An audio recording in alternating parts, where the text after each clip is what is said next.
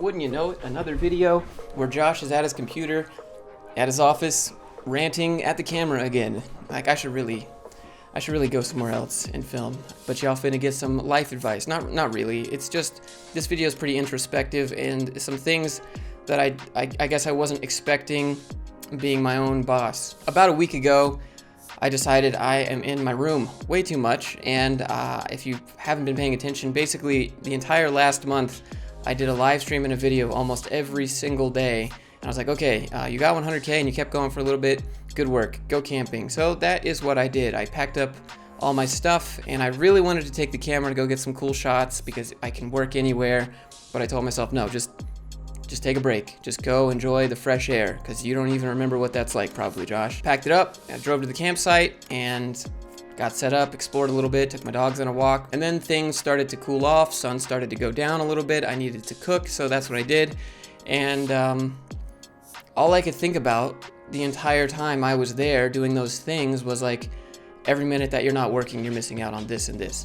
And every minute that you're not working, you're missing out on this financial retirement. Every minute that you're not responding to comments, people are gonna forget about you in the algorithm. Like, I was having some huge issues turning off the work and just kind of like being in the moment. I'm sitting there trying to cook my food, like the wood that I brought with me, these like little Duraflame logs. This was mistake number one right here. These don't work for anything. It turned into like some weird alien sludge in the fire pit. And so I'm sitting there with like my half-cooked clammy hot dog thinking to myself, you work so hard to get to this point where you can go anywhere and have this freedom and do all these things, and yet you still don't do these things. And when you do, all you're thinking about is working. There's like these goals that I've had for years that I still haven't done, that even though right now technically I could do and I would be okay, right? I want to go paraglide. I want to go paramotor. I want to get my pilot's license. There's been this big, I don't know, I guess struggle for me to kind of be able to live in the moment and trying to work really, really hard.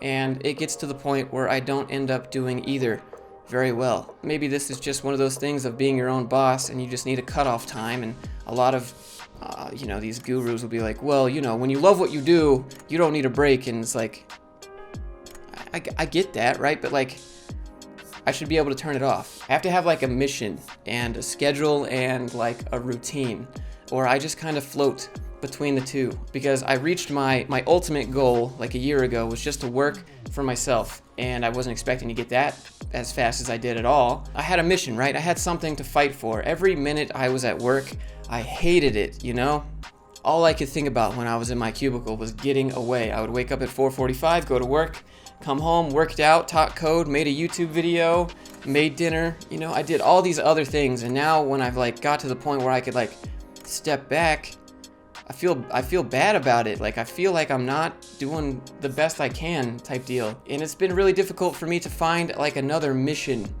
I always say that I want to buy my parents a house and like show them a good life and stuff, but maybe it's because it doesn't seem like it's real. Like, buying my parents a house doesn't seem real. I don't have enough money to buy them a house or like just buy it outright. So it's been an interesting position to be in, to where you reach the ultimate goal and you reach the other one and you're like, oh crap, I wasn't ready for this. I wasn't ready, because now I'm just floating and it feels weird, and I feel like I have to find like another mission. I have to like burn the boats. I need some fire. I guess that's what I've realized. I have to have some sense of pressure, some sense of time going by, some sense of like I'm going to lose out. But at the same time, I have to know when to cut that off. I let myself get comfortable, and I've seen this happen in periods of time in my life since this has happened, right? Like, I know what I need to do, the bare minimum, to be able to make a living. If I do the bare minimum, I feel bad about it. And then if I work too much, I feel bad about that too. Like, the way that I've been working is kind of like when someone goes on a diet. Instead of thinking about the diet as a lifestyle change, I think about it as like, this is just temporary, and then you let go and then you gain it all back. It's like that, but with my work habits. I don't know how to explain it really. So basically, I've decided to burn the boats in everything I do. That's kind of how I have to do things now. If I want to relax, it has to be specified ahead of time, and even then it has to be somewhat productive. Like, if I'm going to do nothing on the beach, I should bring a book or listen to the book, or I should meditate or do something. I know that it was my choice to be my own boss, and I know that if I work, I get paid, and if I don't work, I don't get paid type deal. Like, it's all merit-based, and this is what I wanted. And at the same time, it can become overwhelming because there's always something else to do. What I've discovered is that if I just sit back and do nothing, and I just literally just do nothing unless it's meditating, I become unhappy, just kind of drifting. You'll hear a few people say like progress is happiness, and for me, I guess that's true. If I'm not improving on something, if I'm not learning something, if I'm not, I don't know, struggling through something, that sounds really bad, right? It sounds like maybe like what David Goggins would say. If I'm not struggling through something, I feel like I'm not improving, like I'm not happy, essentially. Like I need to be moving towards something. I gotta be getting better at something, learning something, helping somebody, but I can't just sit and just float. Like overcoming the odds and pushing towards something that seems impossible at the time is what makes me happy. I guess the perfect example of that was like, I thought YouTube was impossible. I thought doing this for a living was impossible. Like you have to get super lucky to do this. Like to an extent there's luck, but to an extent there's a bunch of hard work and figuring out what works behind the scenes. And I thought this would be impossible. We all thought this would be impossible if you've been here from the start.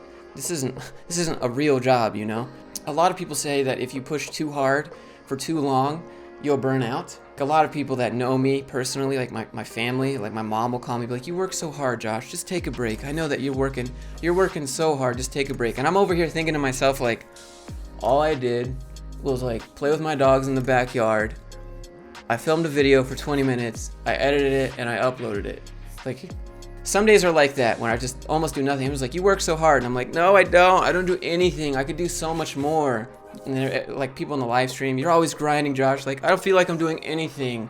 But I think it's maybe the consistency is what shows. Sometimes I do get tired. Sometimes I get bored. Maybe not burnt out. I would say I get bored of covering the same topics all the time, which is why I've started to make these videos where I just rant in my room, where I talk about life and I'm just very introspective. Always ask myself a lot of questions because I want to get better. Basically, I just try to, like, I assume that I'm dumb pretty much in everything and I don't know anything, and so if someone's like, hey, do this thing, I'm like, oh yeah, let's learn about that. But I get bored if I do the same thing over and over and over again, and that's a problem that I have. Sometimes I want to take a break, but I always remember Jocko Willink's video, which is like, don't take the break today. Don't take it today. If you're feeling really burnt out and you're feeling like you really just can't do it today, don't take it today. Take it tomorrow. Just wait till the end of the day. Just do the bare minimum, show up. Take the break tomorrow. And I bet tomorrow you won't need it. And that's probably been the truth for 95% of every time I'm starting to feel like, oh, I can't do this anymore. The next day comes and I'm like, yeah, it's fine. Like, I don't know what I was thinking. And it's just like a moment of weakness, okay? And we all have those. But the biggest thing for me is consistency. That is what I value the most. Sometimes my content is garbage. I'm very aware of that. But I show up. I show up to class. That's what I got down. I'm not the best at anything. I'm not the smartest at anything. But I show up and I will be consistent. So what I was talking about earlier was that there are a few core tenets that I follow in my life. And when I do these things every day, I'm very productive and I'm very motivated and I have a lot of ambition. And as soon as I let one thing slip, because of the voice in the back of my head, everything just goes. And so I want to go over those tenets with you. Listening to books. I used to listen to a book a week. When I'm not listening to a book, I have way less ideas. I'm way less motivated. And I'm less creative. So listening to a book consistently, at least just for a few minutes a day, keeps me in the flow, keeps me in the zone. I don't really read books, like the act of reading, because I have to stop and read. And so I prefer listening to books. I use Audible for that. Sleep schedule. This is a big one for me. I used to wake up, seriously, every day at 4:45, alarm would go off. I'd do a 5-second countdown from Mel Robbins' 5-second rule. Sometimes it worked, sometimes it didn't, but for waking up, it worked for me. And waking up early, because I'm a morning person, has been something that I've been slacking on recently. To be honest, I've been slacking on it. Today I woke up at 8. Yesterday I woke up at 8, didn't get out of bed till 10, because I know the repercussions aren't there, right? I have to set some fire. So basically between when I wake up at about 4:45 and I would say maybe 2 p.m.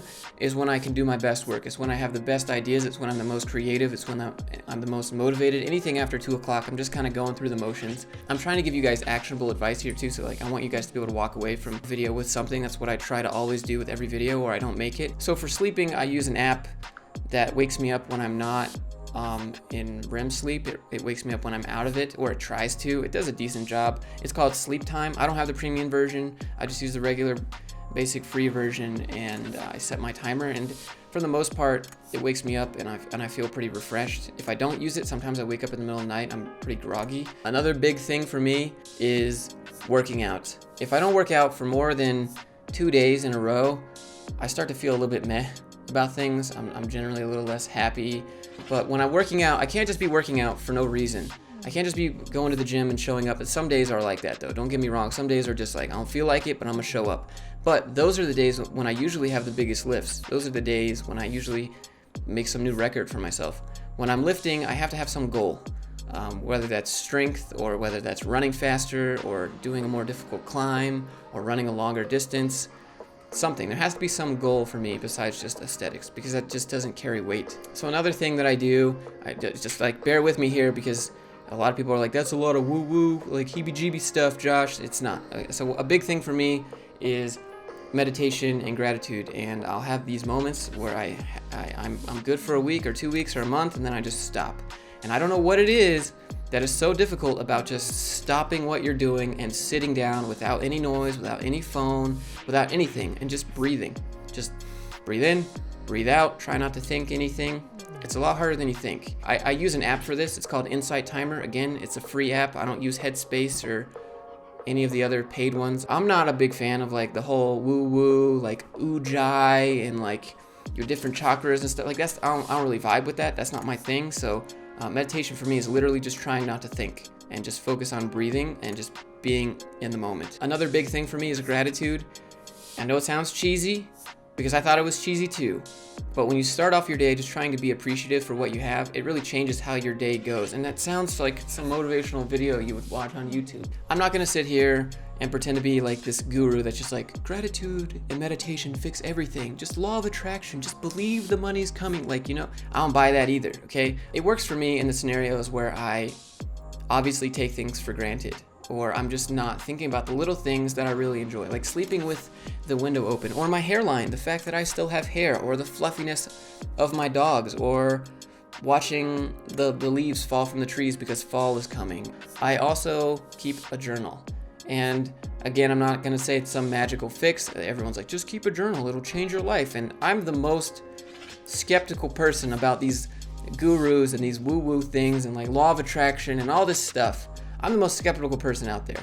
And what I've discovered with journaling is that it really does take the thoughts that kind of bounce around your head, and you take a minute and you deal with them in a journal. So you ask yourself a few questions in the morning, it kind of provokes some thoughts, and you're like, how could I deal with this thing? And you write it down, and then you've dealt with it, and you don't have to think about it anymore. For example, the video that I made yesterday, those thoughts were almost like consuming me, and I couldn't function. So what I did was I started journaling it out. I started writing it out, and then the next thing you know, it got so long to where it almost became like a script. And so I decided to make a video. I was good for the rest of the day. I went to the gym, I was fine. I was super stressed out, but I just took a minute, I dealt with it, and I wrote it all out, and I was fine. And you'd be surprised, that's the benefit of journaling. It kind of clears your head out so that you're good for the rest of the day. The next thing that I do is keep a to-do list. I used to keep a to-do list on the computer, but that's really annoying and it wasn't like as satisfying for me. So I went to Walmart and I got one of these little notebooks with rainbows on it, and I like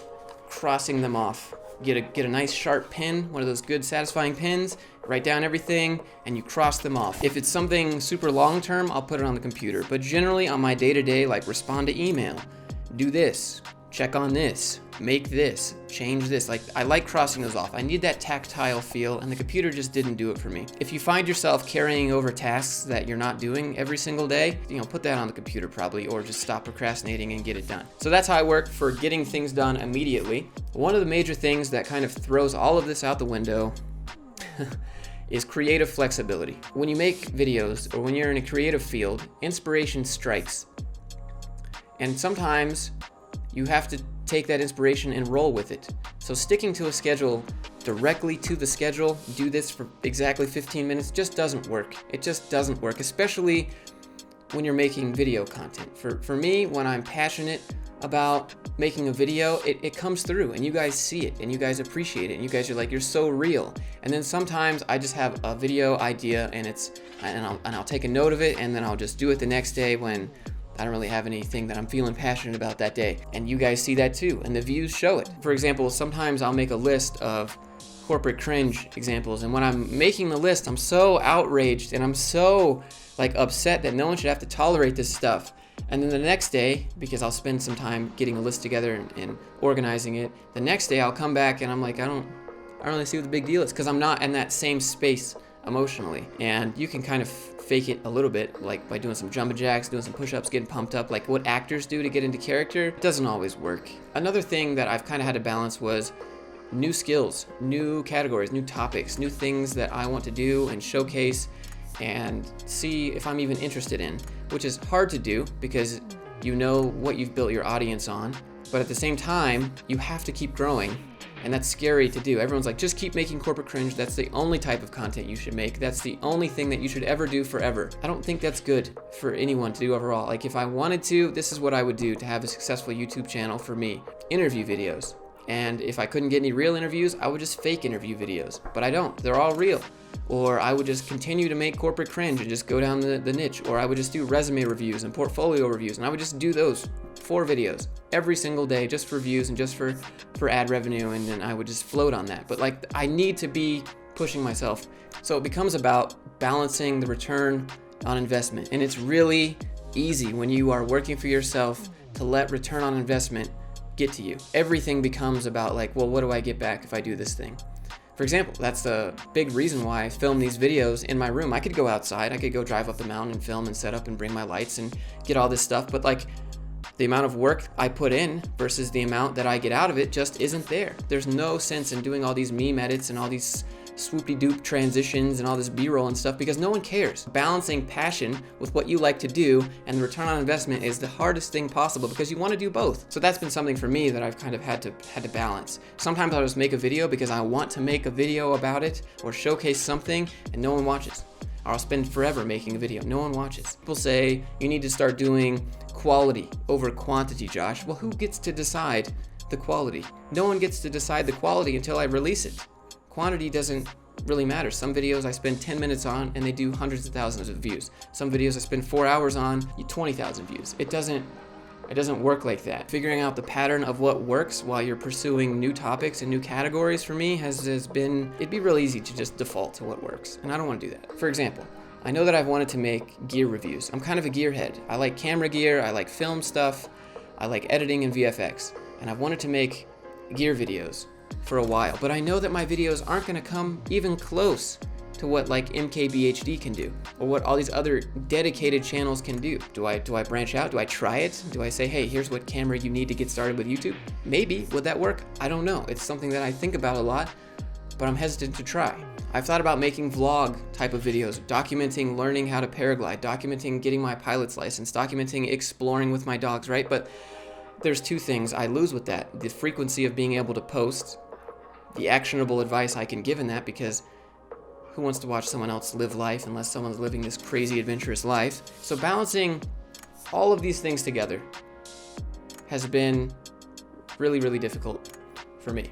When I let one of those things go, if I stop meditating, right, then my routine of writing my to-do list down is kind of like thrown off a little bit, and then that gets thrown off a little bit, and then it's just this domino effect of all these things just kind of go out the window and I end up just floating. I've had this happen enough times to where I've made a pattern and I've taken notes on it. I'm like, all right, so I noticed when you weren't listening to books, you weren't very creative and you weren't very motivated, and I noticed when you weren't doing this, you were less happy throughout the day. Like, I've taken notes on this stuff. I'm sorry if this is kind of a rant video, but I really hope that this video maybe shines some light onto what it's like being doing YouTube all the time and being in a creative field and running like side businesses and stuff. I give myself a really hard time because it would be really easy to just take every single sponsor that people throw at you and just do it for the money, right? Like, yeah, just talk about this garbage. Just tell people this is good and people will buy it because they trust you. I don't want to do that. I don't want to throw that out the window. I don't want to be that guy. It's kind of something that I battle with a lot, is like not selling out. Like, well, if it's such a moral strong point, Josh, you shouldn't be a battle. You should just say no and feel fine about it. Like, at the same time, like, I have financial goals and then people want to give you money. Saying no to the money now for a larger lump sum of money later can be difficult. I try to provide valuable content for as long as possible, so that way, whenever I do say, hey guys, go look at this thing, when you guys go look at the thing, you trust me and you believe me, and I still maintain my dignity and my... For example, there was this investor program that someone wanted me to sign up for. And I was like, do you have some tutorials on how to invest or strategies on how to invest? Because I'm personally not the best investor, and my investing strategy is invest in companies that you believe in, which I know is not a strategy. So if you want me to promote this app to my audience, could you teach me how to invest? And do you have anything that I can give my audience, rather than saying, yeah, just spend money so that they get free stocks? And they were like, yeah, well, you don't have to tell them how to invest. All you have to do is tell them that they get free stocks. No, I'm not going to do it then. Because if I was you, the viewer, I would be very skeptical of what all these gurus say. And I am very skeptical, and I don't want to be one of those people. So I turn all these people down, and I, for the lack of a better word, like, don't sell out. And I understand that people do accept stuff, and people have to make a living, and that's their choice. But as I've grown as a creator, I'm very hesitant to what I want to get myself involved in, what sponsors I take. Generally, the thought process for me when it comes to doing sponsorships and taking money, like, am I going to use this thing? Am I actually going to use it, or would I have a use case for it if I was the viewer? So is the viewer going to use it? Can I find this thing for cheaper or free? Can I make this thing myself, or could the viewer make this thing themselves with relative ease? If that criteria is not met, then I don't take the sponsor. If I would use it and I believe in it and I endorse it, or it's something that I already use, then hey, yeah, I'll take it. Like, that's few and far between. I'd rather just spend money out of my own pocket to test the products than take a product I don't know and start talking about it. For example, I shouldn't say this, I really shouldn't say this, but a lot of hosting sites reach out to me, and I'm guilty because I've taken a couple. As I've gone forward, they want to do more videos with me, and I say no. I say no. I know that you guys can go get Netlify for free, and I know that you guys can go do Heroku for free, and I know that you guys can go do GitHub Pages for free. And so why am I going to endorse this? It just didn't seem right. It's this weird place to be in. It would be really easy to sell out completely. Just take all the money and just, become that person. I would ruin everything that I've built, all the trust that I've built, all the, I've ruined my own dignity, I guess. And on top of that, it wouldn't be enough money. It wouldn't matter anyways. Yeah, let's say I sell out and I start selling these garbage products, and I start shilling, and I start like, yeah, you definitely need to do this thing and that thing and this thing. And then I make $100,000. But then I'm known as the guy who sells garbage all of a sudden. I don't want to be that guy, and $100,000 is not enough to retire. And even if I could, I would never be able to come back into this industry, and this is what I'm in it for, because I like doing this, not just to make money. The money will come if I do a good job and I help people. That's where I'm at financially as a creator, and sponsorships and affiliates. And I think it's fair to be transparent with you guys. So this video has been kind of all over the place, but I hope there's been something in here that can help you. And if you have any questions, I'm happy to answer in the comments. If you enjoyed it, maybe leave a thumbs up. Double click the thumbs down. Let me know that you really hate it. If you did hate it, in fact, click subscribe. That would be cool. I have a little free Node backend course on my website. It's the Node.js course. Just a little download. You can go download it. Yeah, I hope you guys have a great Wednesday, and I'll see you in the next one. Oh, by the way, I'm thinking about making a what it's like to make it on YouTube video. Talk about that. Let me know if that's something you guys would be interested in seeing, because I don't think that I've made it. Like, me putting that as a title would imply that I think that I've made it when I'm nobody. I'm nothing. I'm a little peanut here. Like, I'm just a little shrimp in the ocean of content creators. And I think that would be kind of fun to talk about. But anyways, I'll see you guys in the next one.